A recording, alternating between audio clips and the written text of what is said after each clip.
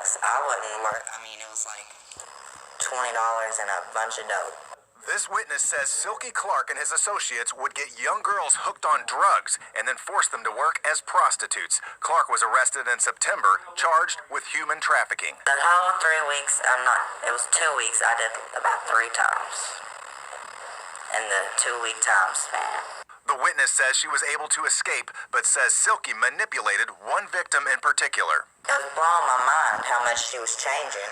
So I just showed up in Walmart one day at Silky's. I said, please, come with me. Silky wasn't even there. She could have left. She was in love. Would not leave Silky. In his initial police interview, the 39-year-old Clark says he was just letting the victim stay at his apartment and thought she was 18. Letting you stay here, you know what I mean? By the grace of God, I don't want to kick this, throw you out. I try to be a nice guy. I just want to throw you out to the street. But Clark says he knew the victim was working as a prostitute. I'm thinking the strip club. I'm gonna take it back. I looked on my phone and the email popped up. And I confronted the girl about it. I was like, so you doing this stuff? Police say Clark's victim weighed just 90 pounds when she was rescued from Clark's apartment. The witness says she wished she could have done more to help the girl escape. It was too much. I wasn't doing it. Because I knew how I felt afterwards, and it wasn't good. Despite his initial denials, police say Clark eventually admitted to his part in the human trafficking operation. He's being held at Louisville Metro Corrections on a $500,000 bond, and he's due back in court on January the 4th. Mark Vanderoff. We want to check back in with Kayla now. She's got more on a local human trafficking center. What do people need to know about this, Kayla? Yeah, we're in the very beginning stages of this center. I want to get in Stephen Hudak to bring us the latest information. So what do we know so far about what's coming? Well, we know that it'll have an $850,000 budget. There may be some federal money involved in it.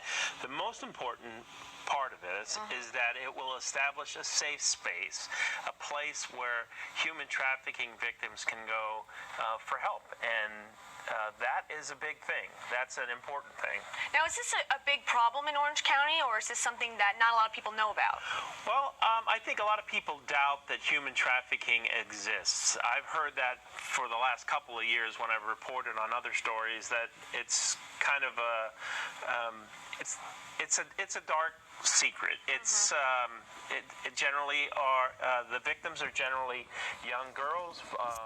Often vulnerable. They've run away from home.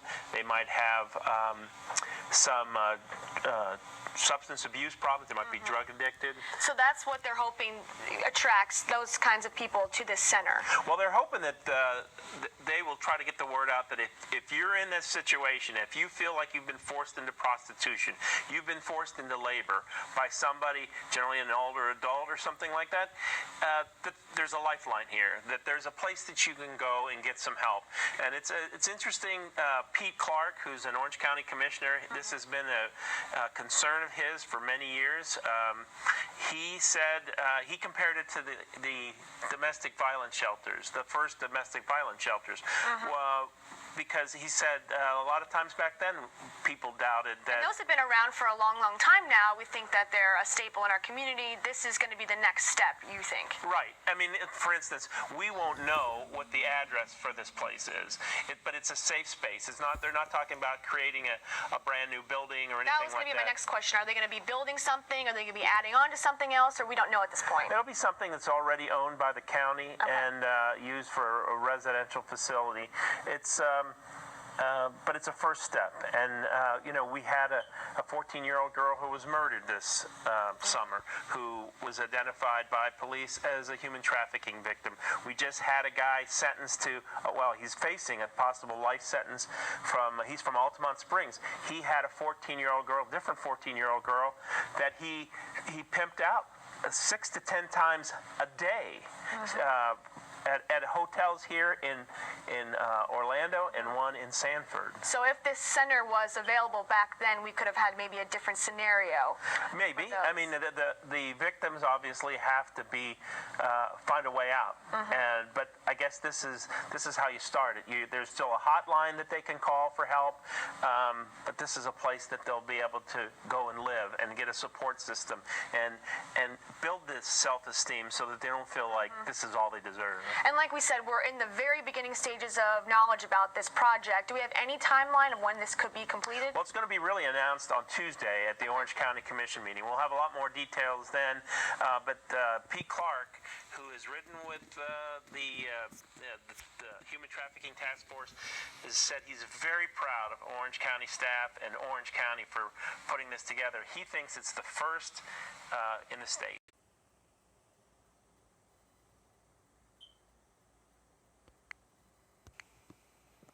Busted. More than 200 people are facing charges for a human trafficking sting in Polk County. News Channel 8's Melissa Marino joining us live tonight from Polk County with that story. Melissa. Well, here inside the sheriff's office, this sign really kind of shows it all. 277 people busted, even someone that the sheriff was not expecting. It may soon be Halloween, but that's not the trick-or-treating these suspects got caught up in. That's the most we have ever arrested in one operation in the history of the sheriff's office. Sheriff Grady Judd tells us more than 200 suspects drove to Polk County from all over Florida and beyond. Alabama, California, Delaware, Georgia, Louisiana, Michigan, Missouri, New Jersey, New York, North Carolina, Oregon, Tennessee, Texas, and Virginia. Welcome to Polk County, Florida.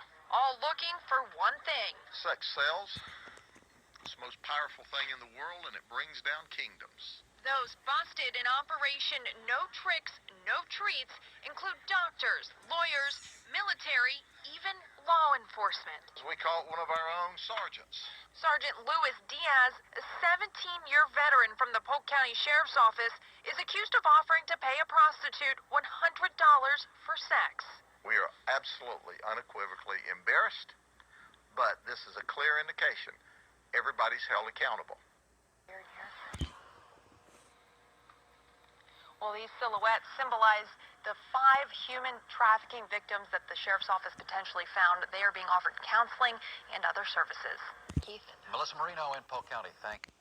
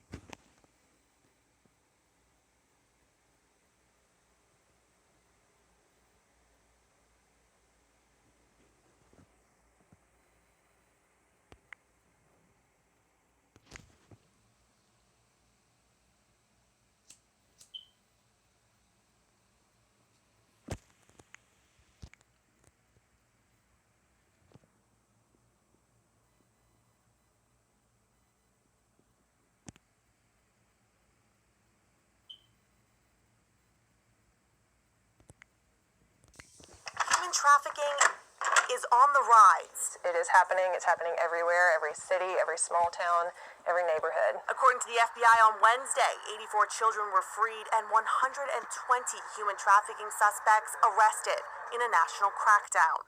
Arrests were made in Columbia and Myrtle Beach. I think that, unfortunately, it's what we've been kind of shouting from the rooftops for years. You know, this is a problem. For leaders at Switch, a nonprofit in Greenville dedicated to the growing problem of human trafficking, this latest incident comes as no surprise. They are in schools, they are in the malls, they are in churches even, and so they're interacting among us. It's not this hidden thing where maybe, you know, somebody who's been victimized is locked in a cellar somewhere.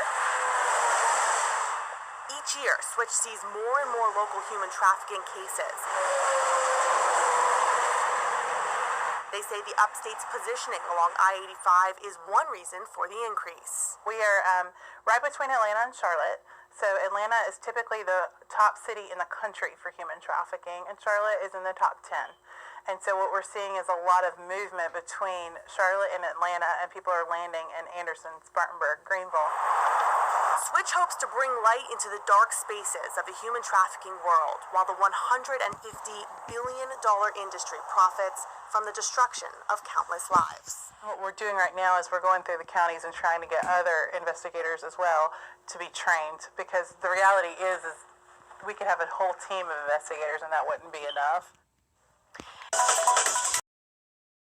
Task force is 3 years old and growing busier. And I didn't even really consider that there was going to be the problem to this extent that we have, like I said, in a very small community.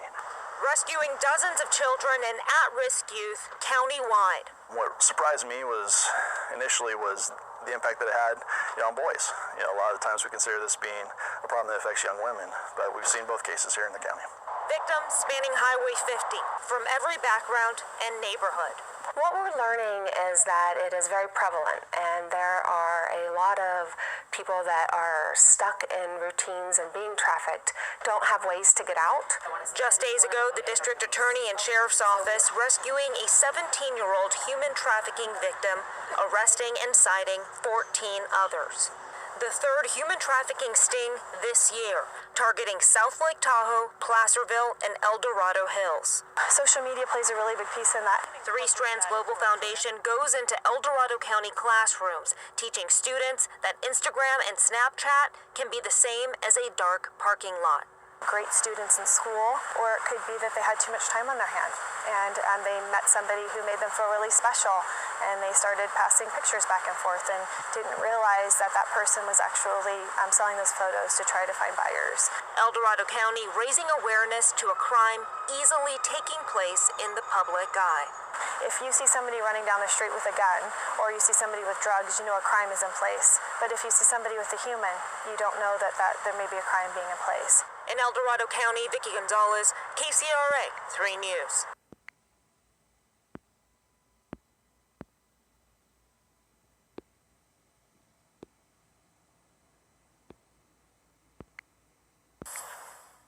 The Metropolitan Bureau of Investigation has been looking into a human trafficking case in Central Florida for nearly a year, and it's resulted now in the arrest of one suspect who was booked into the Orange County Jail. 47-year-old Juan Parada has been the target of an investigation in which agents say he was part of a human trafficking scheme using a girl under age 18. WESH 2 Investigates obtained the arrest warrant, in which the victim tells detectives that her sister pressured her to have sex with her fiancé's Uncle Juan to help pay rent. Juan would pay her to have sex with him and other men, paying $200 to $600 each time. She was brought to the U.S. by a coyote, a street term for smuggling people across the border. In her home country, she was held captive in a brothel and trafficked for commercial sex. While that country is not identified, the arrest affidavit shows that Parada is a citizen of the Central American country of El Salvador. No one answered the door at Parada's Deltona home, where the warrant says Parada often brought the alleged victim to have sex. He's charged with human trafficking for commercial sexual activity of a child under 18 and unlawful sexual activity with a minor. West 2 News had no access to the gated apartment complex in Orlando, where the alleged victim and her sister lived before the Department of Children and Families took the teen into state care. The MBI declined comment on this case, saying it is ongoing, and the fact that there are several other people named in Parada's arrest warrant shows that more arrests could be forthcoming. Case of human trafficking. Our partners at the Gazette report, Randall, Shropshire.